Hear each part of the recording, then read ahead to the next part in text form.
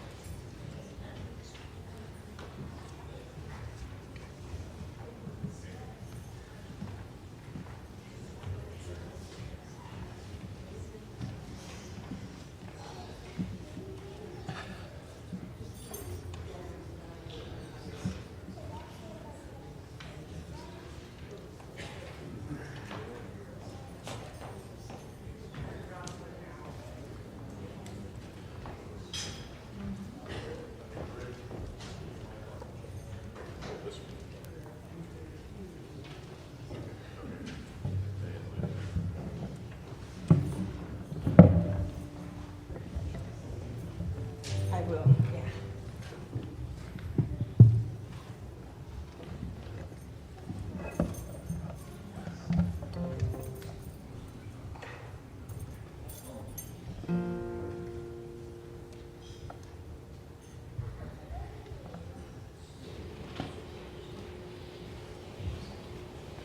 I want to thank everybody for coming here today. Unfortunately, we're going to be starting a little late because Terry's not here yet.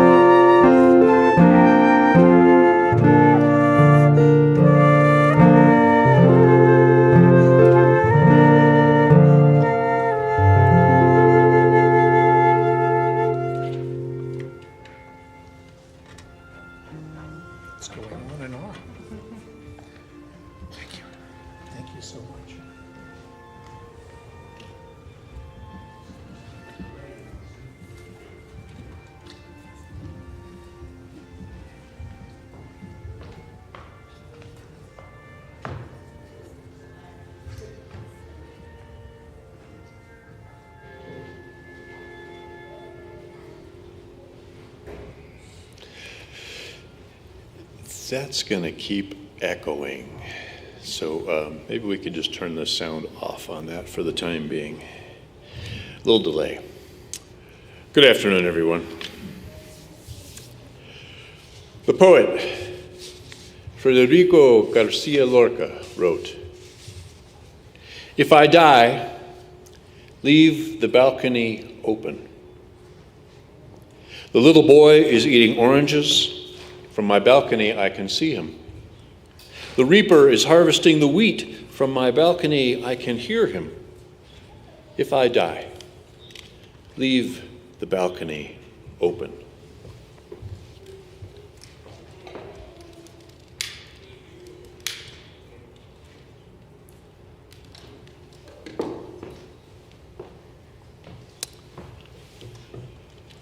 Terry Lee Heuermann.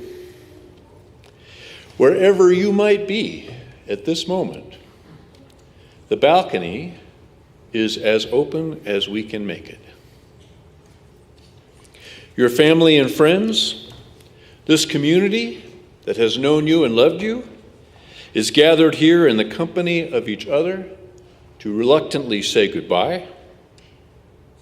Wherever you are on your journey, we want you to know you've made a difference in this life, among these people, on the future.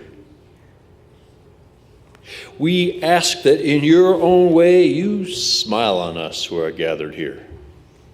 And know, we want you to know, we miss your voice and your touch. We miss your laughter, your presence. We miss your company. We want you to know we wish you well. To everything there is a season, a time to every purpose under heaven, a time to be born, a time to die, a time to break down, a time to build up, a time to weep, a time to laugh, a time to mourn, a time to dance. Welcome to this remembrance of Terry Heuermann, who has passed out of our common life. And there is sadness and mourning to do, for we miss him, and all that was left undone and unsaid. And there is celebrating to do, for he was a good man with a rich life. And there is wondering to do. For this wasn't supposed to happen. There were years yet to live, trips yet to take, sights yet to see. Terry was a fine friend, a husband, a brother, a lover of nature, a climber of mountains, an explorer of caves. He was a hunter, deliberate and careful in the way that good hunters are. He was a philanthropist, an athlete, a lover of music, a Boy Scout, a volunteer for the Democratic Party, a volunteer firefighter, among many other interests and hobbies and adventures. In a way, we've come here today to search for life's deepest meanings. We have, all of us, everyone, received gifts of the mind and the body and the spirit that are not of our own making. We come from mystery, and we return from whence we've come. In this brief time today, we will attempt in our clumsy human way to give closure to the physical life of a human being, one whom we knew and loved. And it's good to remember. It's good to remember that in doing so, we are united with the wisdom and customs of the ages. Though we are a finite gathering, if we will be open to it, we will feel the embrace of the ageless human community who have also known life and death, who have also lost those that they loved, who have asked the same questions. In this spirit, we join our individual feelings and thoughts, as well as the faiths that sustain us separately, into a harmony of remembrance and affirmation. Another poet once wrote, "A butterfly lights beside us like a sunbeam, and for that brief moment its glory and beauty belong to our world. But then it flies on again, and though we wish it could have stayed, we feel so lucky to have seen it." May such gratitude be ours to feel and to share today.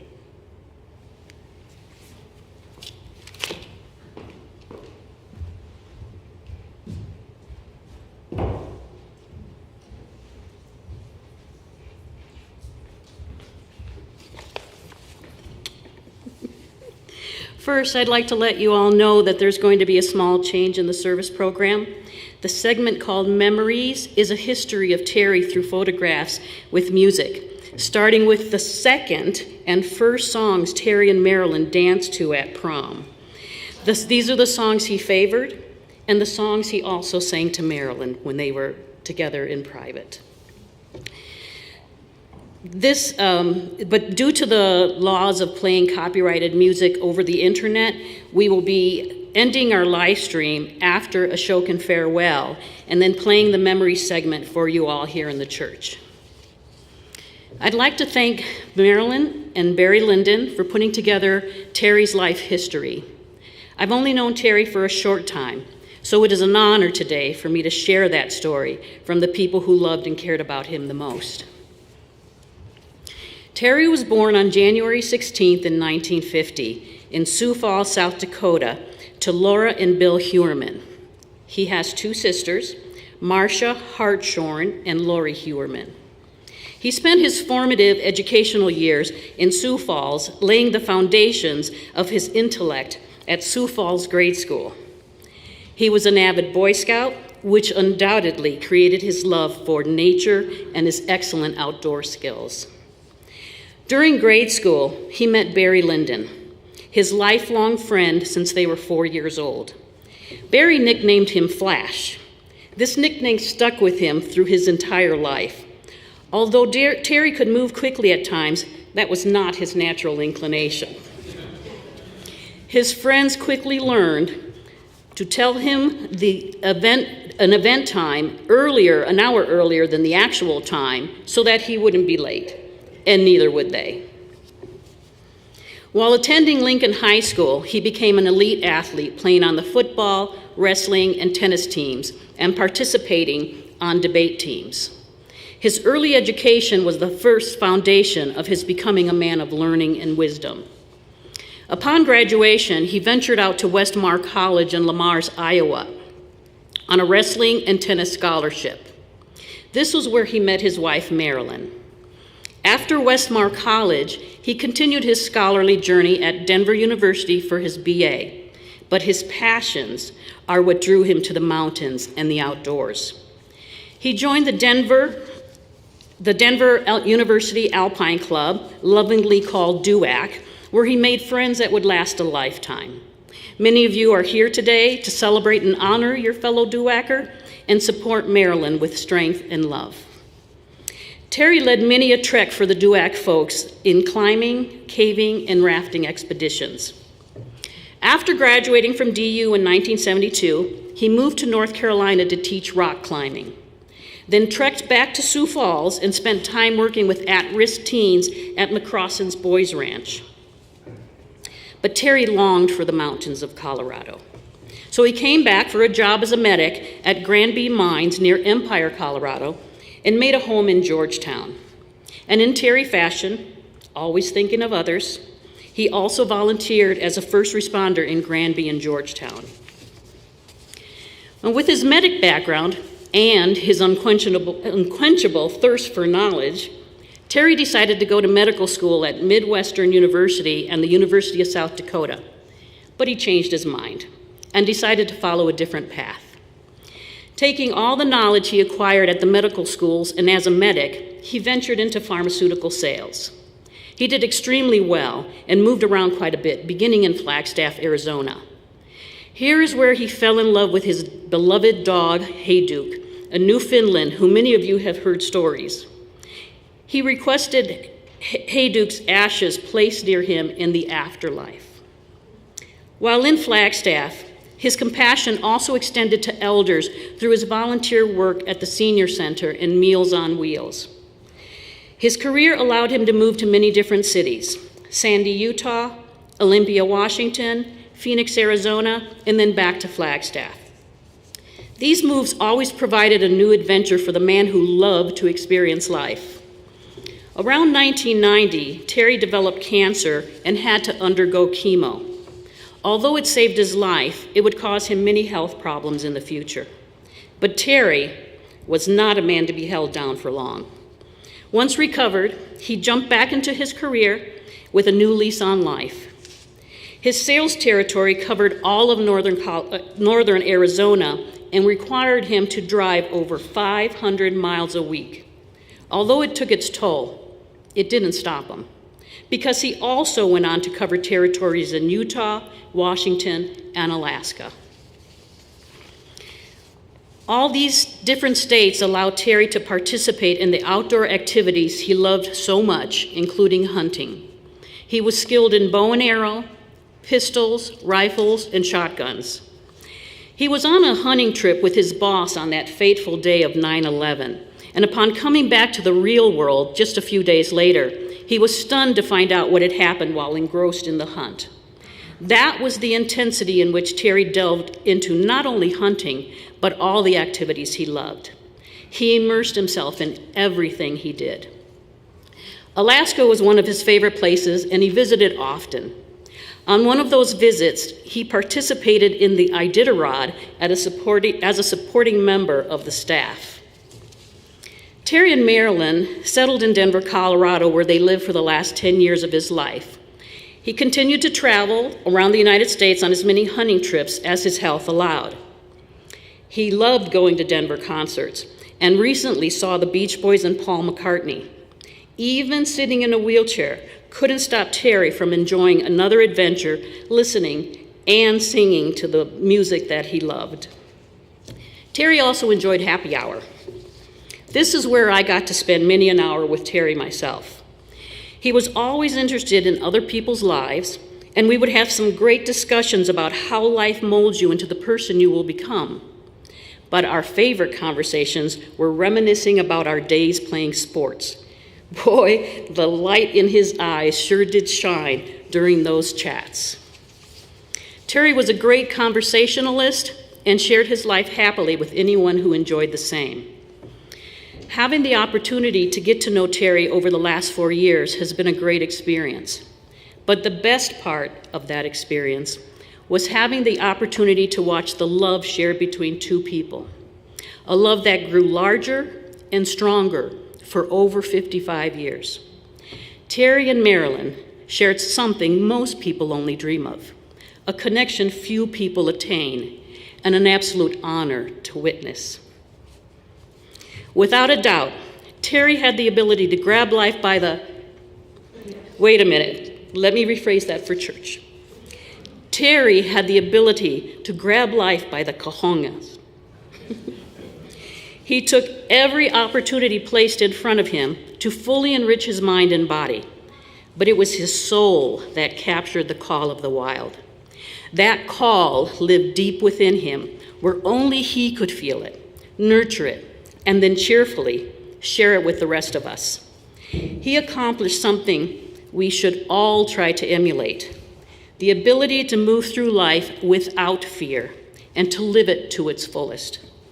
Terry Flash Heuermann was a man of adventure, knowledge, kindness, and love, and I'm certain his soul's journey into the next life will be just as exciting and fun as this one. Thank you, Terry.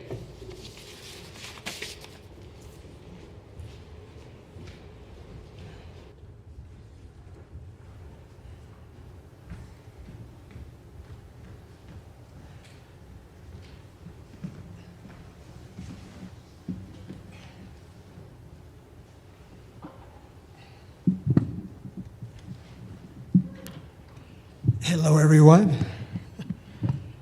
I'm so happy to do this song for Terry. He loved the mountains, the outdoors. He just loved everything. And this song by John Denver, Take Me Home Country Roads, kind of just expresses the beauty of the world we live in.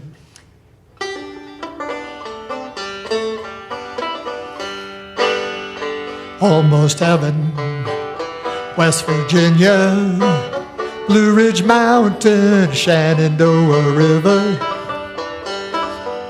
Life is older than the trees, younger than the mountains, flowing like a breeze. Country roads, take me home to the place I belong. West Virginia, Mountain Mama, take me home.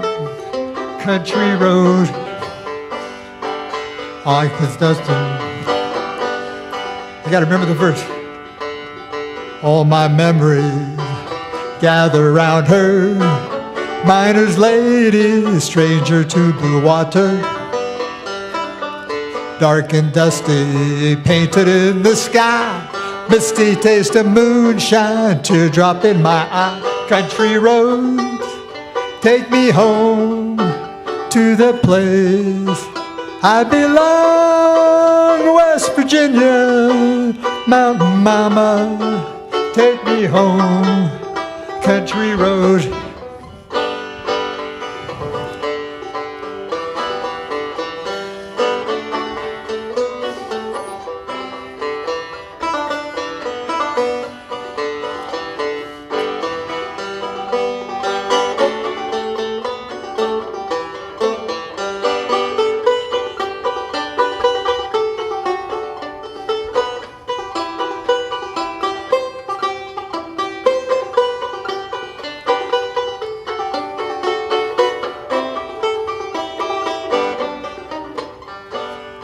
I heard her voice in the morning, now she calls me. The radio reminds me of my home far away. And driving down that road again, I get a feeling that I should have been home yesterday. Yesterday, country road, take me home to the place I belong. West Virginia, Mountain Mama, take me home. Country road, take me home. Country road, take me home. Country road.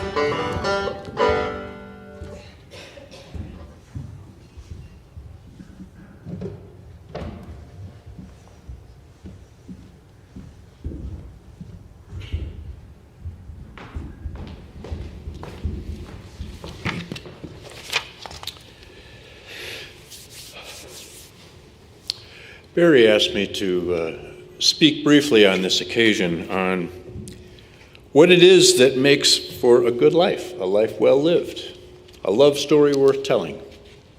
So I'm happy to do so. I invite you to, for a moment, wherever you are, on Zoom or here in the room, just look up. And almost certainly there's a ceiling up there. The underside of the life you have built. But look further, press further, past the walls and past the worries, past the deadlines and the debts. There is an infinite sky up there. There has always been an infinite sky, and it has always been free. We often speak of a good life and what it means to live well. We tend to measure it in accomplishments and comforts, in the regard of others, in the accumulation of experiences. But the great teachers across every tradition have whispered a different truth, and that is that a good life is not something you seize. It is not acquired like a thing or a title. A good life is noticed. It is attended to. It is In the oldest and most spiritual sense of the word, a good life is received. Consider a sunrise, a daily extravagance no one ordered and no one can own. Ancient forests do not need us to validate them. Rivers ran long before we named them. Nature's not a background to a human life. Nature is the ground of our life. We emerged from the earth. We will return to the earth. Between those two moments, between birth and death, that brief, blazing interval, we have a chance, an opportunity to belong to something much greater than ourselves. We have an opportunity to see. And to truly see even a single leaf, or a tree, or a mountain, or the way light passes through the atmosphere, or the cycles of birth and death, growth and decay, interdependent, intertwined, inescapable, that is an act of devotion. To stand in the rain without resentment, to hear the night song of insects and feel the ancient pulse of a world that was here before our noise, that is not escape. That is homecoming.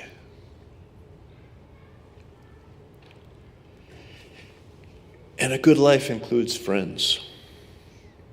And there are friends, and then there are the friends who stay. Not because we're always easy to be around, because we're not, but because a bond became something more durable than convenience. There are people who will tell you when you're wrong, who do not require you to perform, who can sit with you or walk with you or work with you and say almost nothing, and yet you feel that was time well spent. These friends are not to be taken for granted. The world makes it so easy to drift apart and so hard to find our way back. One of the things people most regret at the end of their lives is the other people that they lost touch with.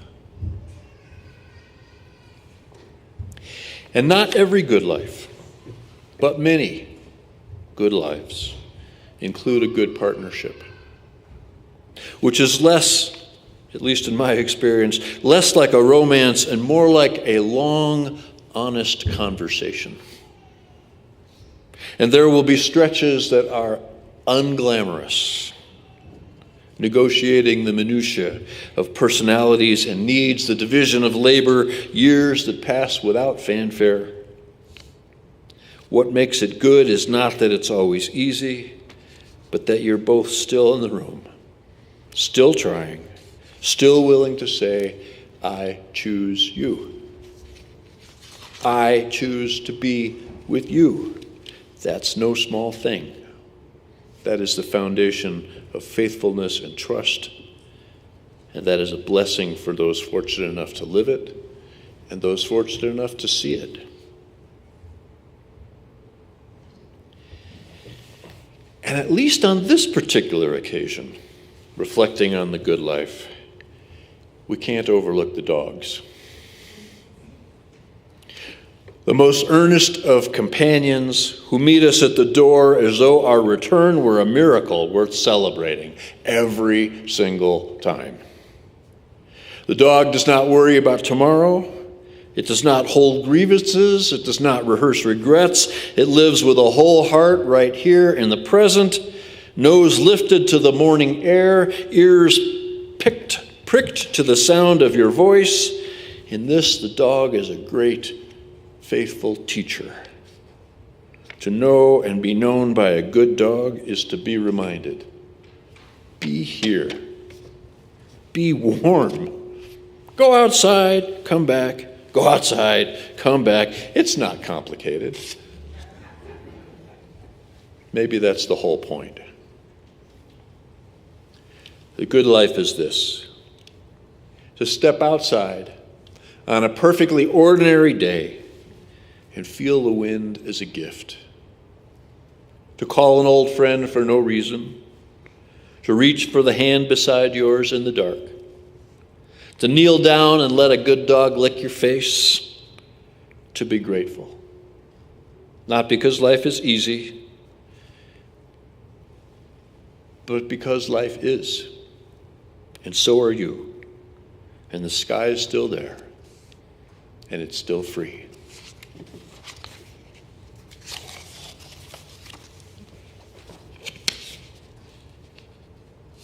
I think you're up. We'll change that to the end of the program. Okay. Very well then.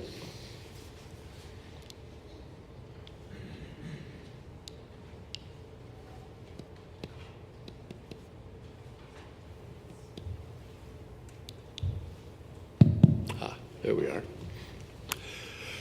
So, on your program, your newly rearranged program, this is a time for flash stories, or so I've been told, and that's you. So, Barry will begin, I guess, and then others can chime in as they see fit. You want to step here, or you want to? And just a request, if we could do the people here in the sanctuary first, so we don't have to keep changing the mic from the computer to here. And I'd be happy to go start with some stories, some remembrances. When I sent out an announcement of Terry's death, what I heard from everyone who replied was, "Oh, I have some flash stories I want to tell." So we'll do that. And Terry was a person of really unique character who touched our lives. And there are a few aspects of this character I'd like to address. And these are things that really made him unique. He was very deliberate. While he could move quickly, he mostly moved at his own pace, doing chores and getting places very deliberately and in his own time, as most of us know. That earned him the nickname of Flash back in high school. When he was preparing a raft, for example, at DU, he did it very carefully and very deliberately, often causing frustration in those who had already prepared theirs and were anxious to leave. I think this started in him early on, as I can remember it even early in Boy Scouts. He was also a man who was very polite. He treated people politely until they gave him reason not to. He was also very adventurous. He loved the outdoors, and that's what led him to DU and to the DU Alpine Club in particular. There were a number of times when his adventurousness exceeded his intelligence and common sense. Those of us who knew him in the outdoors can attest to this, and we all have our flash stories. He loved skiing, hiking, technical climbing, rafting, caving, and mountaineering. He led caving and rafting trips and even taught technical climbing after college. He skied as long as he was able. With skiing, he would often ski black diamond runs, which were greater than his ability. When he was just learning to ski in the Black Hills, those of us who were better skiers migrated to the more difficult side of the mountain. He was not to be left behind, however, on the easier slopes. One time, we all started down together and lost sight of him, and we waited and then skied a little more, and we waited and skied a little more. Finally, we waited at the bottom, and we never saw him. We watched for him all the way up on the lift, and finally we took off on a side trip kind of through the woods. It was a narrow path. And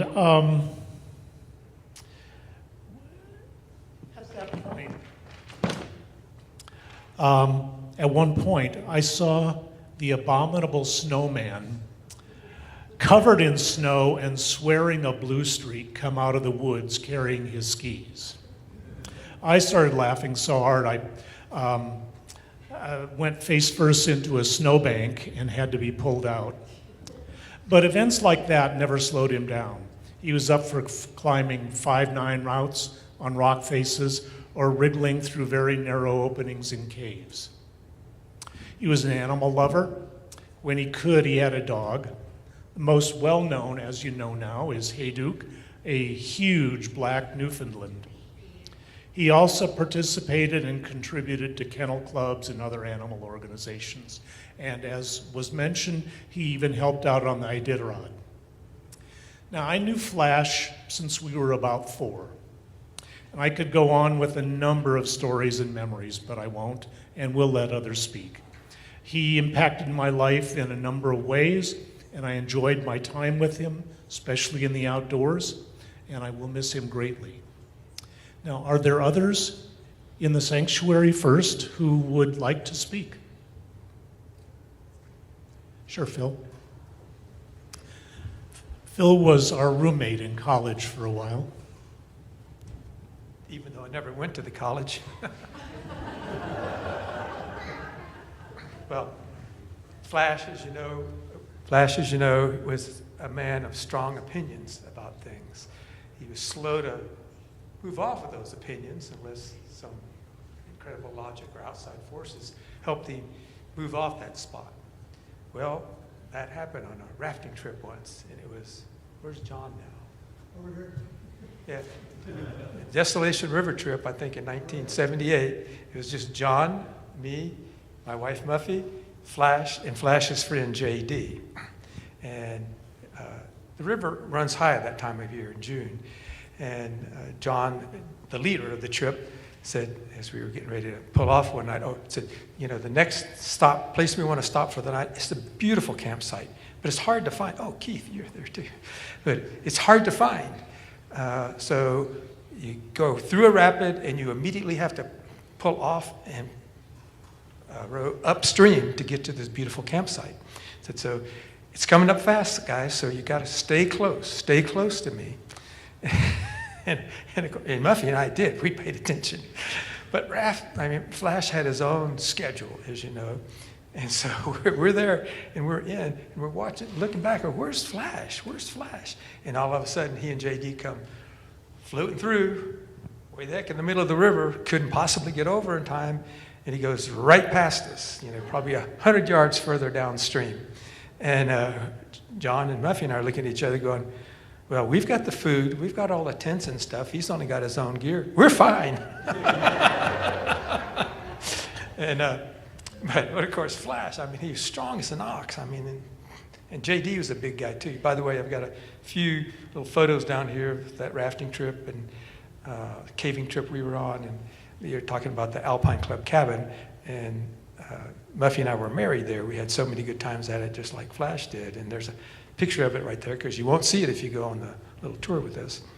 But Flash and JD, to finish up that story, Flash and JD hauled that raft upstream, that 100 yards or whatever it was, and it's the current's moving fast. Now at least they're near the side, but it must have taken them, 45 minutes or something like that to get up there. and Flash could change his mind and stuff, because the rest of the trip he was right with us. Thanks, Phil. Who would like to go next? Sure.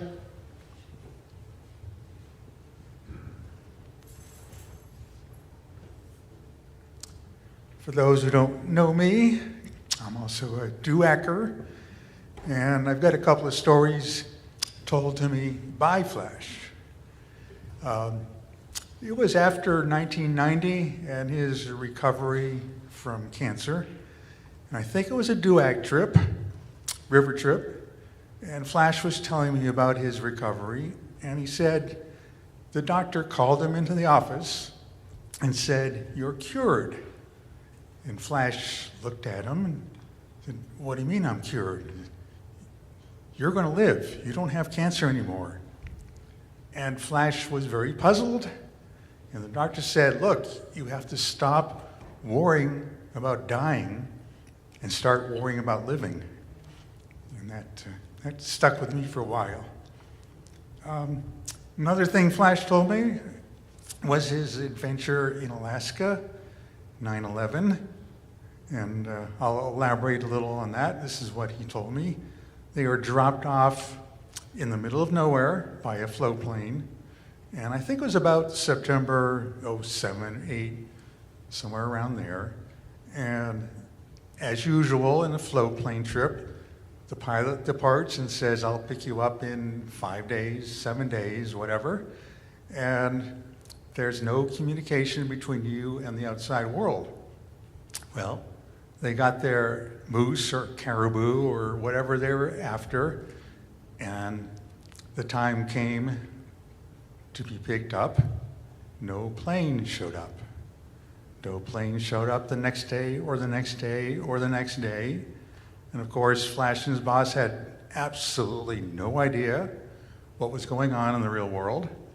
And they started to make plans to hike 500 miles to the nearest town, eating nothing but caribou steaks, which doesn't sound too bad, but get tired of it.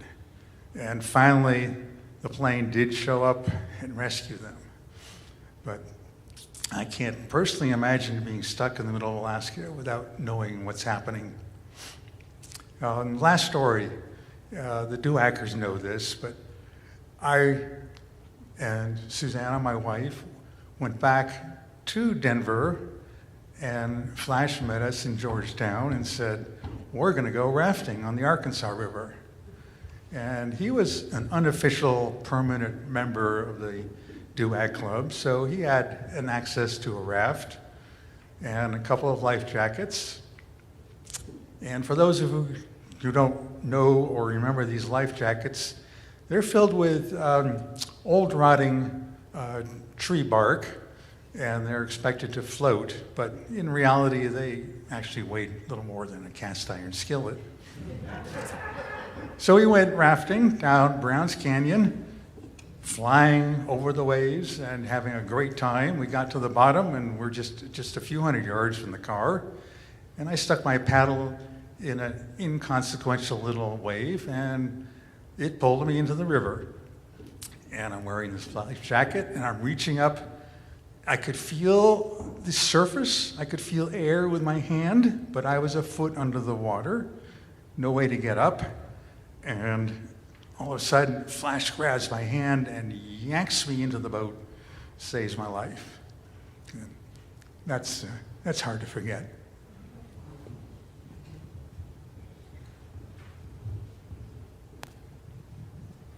Who would like to go next?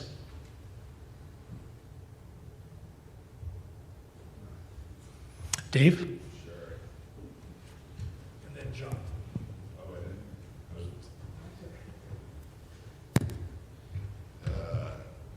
How's everybody doing? I knew Terry mostly from age 4 to 18, I would say. We were in church together and Boy Scouts together and spent many hundreds of hours together, camping and ping pong and tennis and things.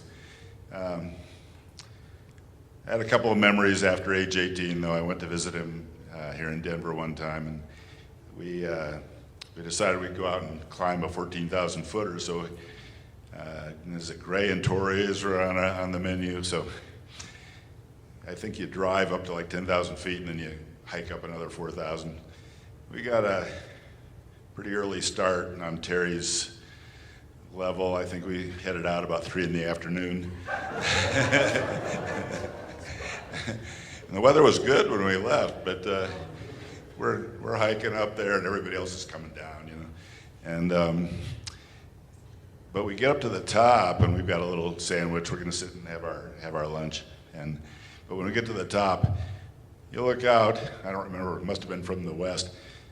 Just a solid black front is coming, and you can see lightning strikes out there and stuff. And we thought, oh, geez, weather's not as good as we thought. And it looks like it's coming toward us. So we thought, okay, we'll eat fast, and we'll eat fast and head back down. But we're just a couple of bites into the sandwich, and I'm sitting here, I'm sitting on rocks. He's about 4 feet away from me, and all of a sudden, we hear this bzzz sound, and his hair goes straight up in the air like a Van de Graaff generator, you know. And I thought this is the end. There's gonna be a crack of lightning, and we're gonna be cinders, you know. And we just dropped everything and just started long-legging it down the mountain. We're lucky we didn't break our legs, actually, trying to escape from that. I've told a few people that there's more to that, but I'll keep it short. Another story related to his flashiness was when he visited me in Boston one time, and we went out to dinner at a local favorite, the Union Oyster House. It's a 200-year-old restaurant that claims to be the oldest restaurant in the country. And we of course showed up there practically at closing time and bullied them into taking our order. And of course, Terry ordered the biggest thing in the menu. It's a fisherman platter. This big, had 14 kinds of fish on it and stuff. And as we're eating and talking, and he was eating as slow as humanly possible. And, and they're closing, people are leaving, and they're closing down, and somebody's putting chairs upside down on the tables, and they're turning lights off, and of course Terry's like, well, I paid for it, I'm gonna finish it, you know. Geez, and we must have been there till 12. By the time we left, there was like one sad guy guarding the door, and everything, the whole place was dark, you know, but it was fun anyway. So I could go on and on, but one thing I'm very grateful for is he introduced me to tennis. And he helped me buy a tennis racket, my old Spalding racket, and Bancroft racket, and we played a lot of playground tennis, and I played tennis I still play tennis a couple times a week, so that was a big gift to me. So anyway, I'll be remembering him for a while. That must have been one heck of a storm if he didn't finish the sandwich. And Dave is rather modest, because if there were two people missing from our Boy Scout troop, it was he and Terry. And they were up to something. They got in more trouble than anybody I know. John, you want to go? I don't have a funny story, because there's a lot of them, but the one thing that sticks in my mind about Flash was that he was very stubborn. You could not change his mind. Everybody's agreeing with me. Because I remember he used to have this Toyota, was it like a Land Cruiser? Yeah. And he had this toolbox, and he put it on the front bumper, and it just had like a metal hasp with a padlock on it. And I said to Terry, somebody's going to take that off there someday. No, it's on there good. And then I found out, whenever he would fly out of the old Stapleton Airport, he didn't want to pay for parking. So he would park in the neighborhood across from, Quebec Street there, which was, back then it was not the best neighborhood to park your car in. And I said, somebody's going to take a screwdriver and pop that thing right off. And so the next time I saw him with his Toyota. I said, Terry, where's your toolbox? Somebody took a screwdriver and popped it off when I parked across from the airport. So you just had to love Flash. I mean, he was just a lovable guy. And I helped him with some of his health issues later on in life. He had some of the same problems I have. And I introduced him to some of the doctors here in town. But unfortunately, we lost Terry, but we all miss him. So, anybody else?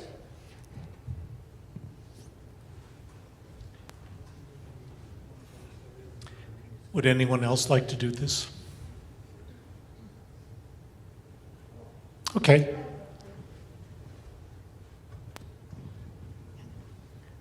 Well, I appreciate it that everybody agrees about Flash taking his time, and when it got to our DUAC reunions, instead of a couple hours late, we had to count maybe a couple days late. But I was always thought it was wonderful how when he thought he was going to do something, he did it, no matter how difficult it was. And But one time, I called him up because my husband and I were going down to Arizona or Nevada. We were going to be passing through Flagstaff, so wanted to see if he wanted breakfast or dinner or something, get together. But he was up elk hunting in Colorado somewhere. But he thought he broke his ankle. He said, really? Well, are you going to go see a doctor? Well, he would. And anyway, the next day I called to see if what he found out with the doctor. Well, he hadn't gone yet because he was still elk hunting, and he figured his boot would keep his foot together long enough for him to finish up his elk hunting trip.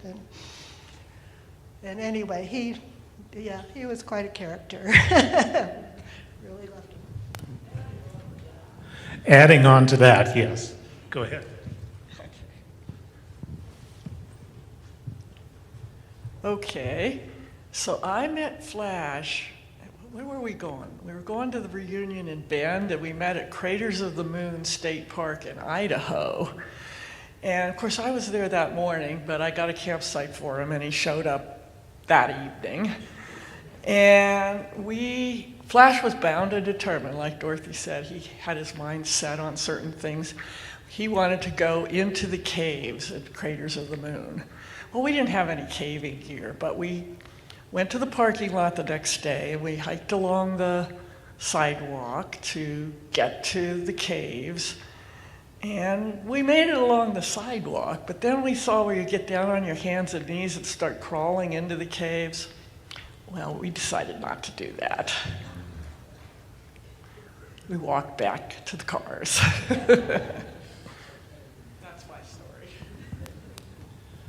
And to elaborate on the elk hunting story, I believe he tore his Achilles tendon, and couldn't put any weight on it for 3 months? And Marilyn took care of him during that time.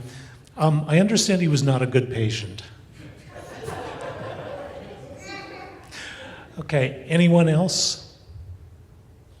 Okay, let's turn it over to the people on Zoom, and I will see if I can try to get this to work. Bill, if you could possibly moderate who's speaking, I would appreciate that.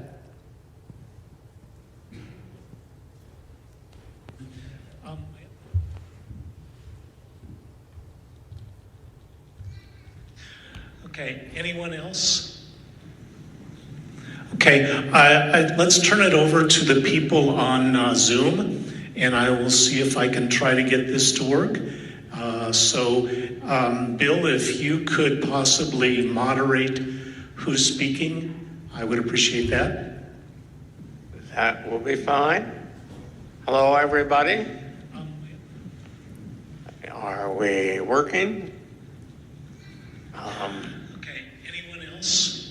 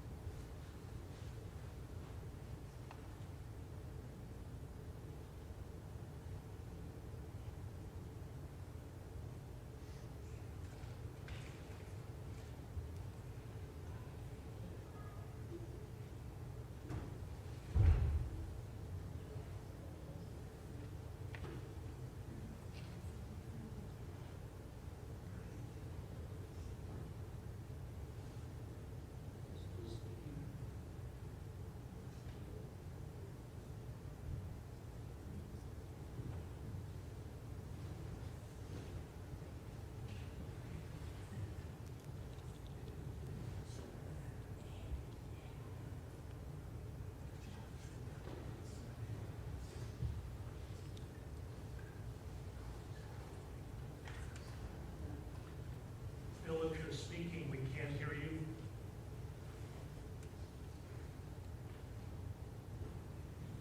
That works well. Now, if any of the others online would like to say anything, you're all muted right now. Just unmute yourself and speak up or raise your hand.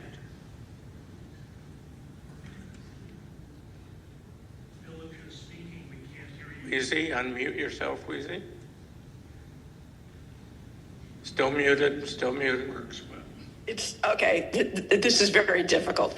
I just wanted to say that Flash was one of those If the people. others online would like to say anything, ignore that. You're all muted, 5 second delay.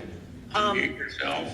There was one Christmas I had just graduated, and Flash wanted to drive with me from Denver to Kansas City, where one of his sisters lived. And This is very difficult. I just wanted to say that Flash was one of those people. If the others online would like to say anything, ignore that. You're all muted, 5 second delay. Unmute yourself. There was one Christmas I had just graduated, and Flash wanted to drive with me from Denver to Kansas City, where one of his sisters lived. And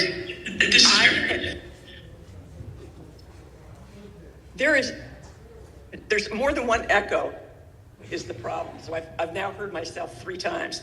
I will try and tell the story. He called me and he said, could you give me a ride to Kansas City?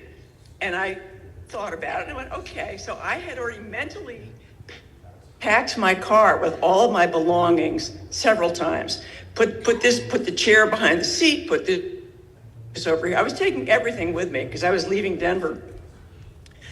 And I go to pick him up, and of course I hadn't taken into account how large Flash was. And I didn't know he was gonna have a full and fully loaded backpack with him. So Flash and his backpack had to squeeze into the front seat of my car, which was pulled all the way forward to accommodate a large table that was behind it. And so he rode from Denver to Kansas City with his chin on his knees.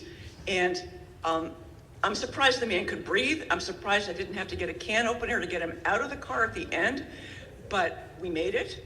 And it was just one of those Flash memories where you just did things with Flash. They happened, they worked, and that was it. He was a great friend, and we all miss him. Thank you.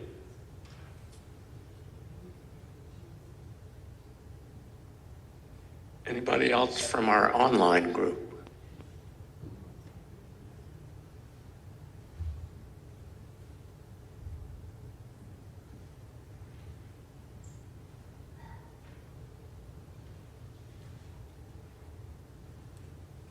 Good water, good climbs. Good memories.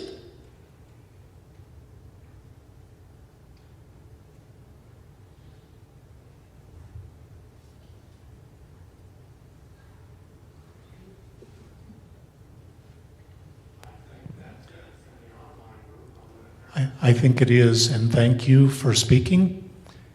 And we'll go back to our regular broadcasting now. Mike, are you up next?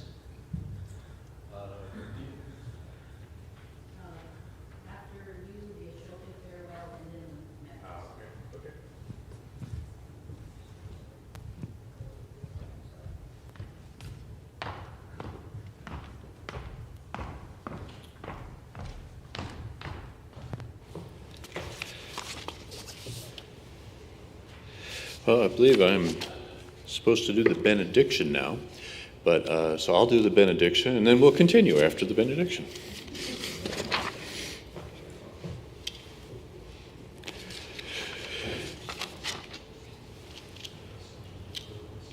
I want to start this benediction by sharing a little poem from Edward Abbey that Flash was clearly familiar with. Edward Abbey called this Benedicto. May your trails be crooked, winding, lonesome, dangerous, leading to the most amazing view. May your rivers flow without end, meandering through pastoral valleys, tinkling with bells, past temples and castles and poets' towers, into a dark primeval forest where tigers belch and monkeys howl, through miasmal and mysterious swamps, and down into a desert of red rock, blue mesas, domes and pinnacles and grottos of endless stone, and down again into a deep, vast, ancient, unknown chasm, where bars of sunlight blaze on profiled cliffs, and where deer walk across the white sand beaches, where storms come and go as lightning clangs on the high crags, where something strange and more beautiful and more full of wonder than your deepest dreams waits for you, beyond that next turning of the canyon walls.